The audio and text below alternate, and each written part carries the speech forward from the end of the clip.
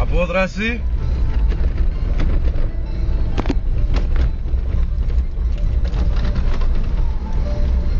Στη χιονισμένη λίμνη Σμοκόβου.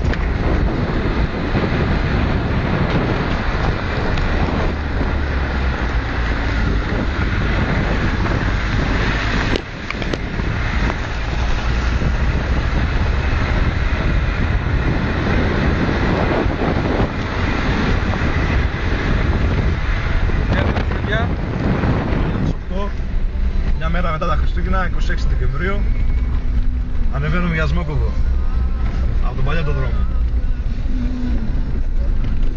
με Jimny και Opel Kadett Caravan. Opel Kadett Caravan.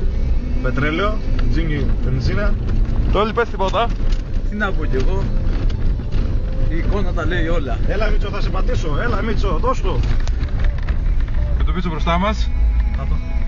Τι πω κάτω ρε μαλάκα, τι λες μαλάκα, νιώθεις. Είδα δρόμο ρε.